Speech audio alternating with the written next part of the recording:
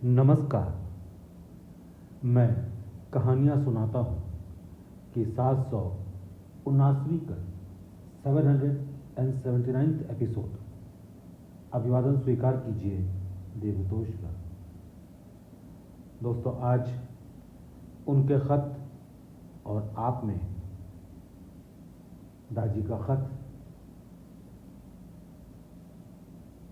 प्रिय दाजी, एक साधक होना क्या मायने रखता है? दाजी का जवाब।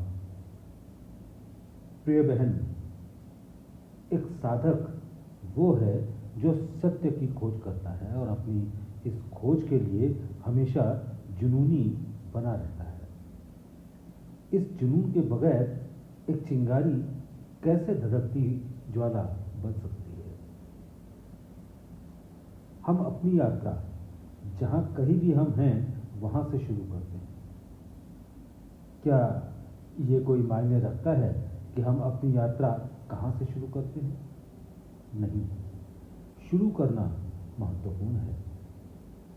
अक्षर सत्य कि हमारी खोज, चाहे हम एक हिंदू, एक ईसाई, एक मुस्लिम, एक यहूदी या एक नास्तिक के रूप में शुरू करें, इससे कोई फर्क नहीं पड़ता। महत्व रखता है अंतिम चरम बिंदु, हृदय के गहनतम मर्म में स्रोत की अनंत उपस्थिति का प्रत्यक्ष अनुभव करना, हमारी मूल प्रकृति को प्राप्त करना, हमारे अस्तित्व के उच्चतम स्तर का खिलना।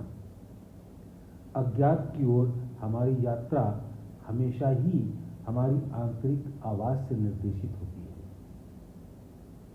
अज्ञात की ओर हमारी यात्रा हमेशा ही हमारी आंतरिक आवाज से निर्देशित होती है, तब भी जब वह संकेत और मार्गदर्शन बाह्य रूप में किसी वरिष्ठ से, एक मित्रतापूर्ण स्वभाव के रूप में या किसी पुस्तक से आया हो। अक्सर हमारे अंतरतम से आए हुए संकेत दबे हुए और अनसुने रह जाते हैं। वे आसानी से उपलब्ध नहीं होते, केवल सतही चीजें ही आसानी से उपलब्ध हो जाती हैं। आंतरिक यात्रा में बहुत सारी भूल भुलैया है। कई बार हमें आगे बढ़ने के लिए पीछे जाना पड़ता है। यह रास्ता आस्था और विश्वास के ज्वार से परिपूर्ण है, लेकिन यह कई बार संदेहों और दुविधाओं से भी भर जाता है। यही वो चीज है जो आध्यात्मिकता को एक साहसिक कार्य बनाती है। आध्यात्मिकता क्या है? यह संस्कृत का शब्द है। संधि विच्छेद करें तो अधि प्लस आत्मा। यह बताता है कि आत्मा केंद्र या हमारे अस्तित्व के मूल की तरफ आगे बढ़ना। इसका अर्थ यह भी है कि सतही और अर्थहीन के साथ स्वयं को न जोड़ना। जैसे हम भीतर की ओर बढ़ते हैं, हम परिधि को पार करना प्रारंभ कर देते हैं। हम परिधि का त्याग नहीं करते, हम सिर्फ इसे पार करते हैं। हमें भौतिक जीवन से स्वयं को अलग करने की जरूरत नहीं है। यह सब अनासक्त लगाव के बारे में है। परिवार, समाज, कार्य और व्यक्तिगत स्वास्थ्य की उपेक्षा किए बिना सत्य का साधक सदा आध्यात्मिक खोज में लगा रहता है। ऐसा साधक दोनों पंखों से उड़ता है, वस्तुनिष्ठ संसार और व्यक्तिपरक संसार, भौतिक जगत और आध्यात्मिक जगत, बाह्य दुनिया और आंतरिक दुनिया।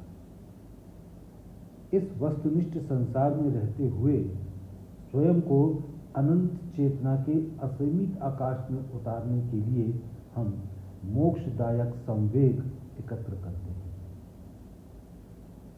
वस्तुनिष्ठ संसार में रहते हुए स्वयं को अनंत चेतना के असीमित आकाश में उतारने के लिए हम मोक्षदायक संवेग एकत्रित करते हैं। यह वस्तुनिष्ठ संसार सूक्ष्म क्षेत्र में प्रवेश के लिए निश्चित रूप से एक प्रशिक्षण स्थल है।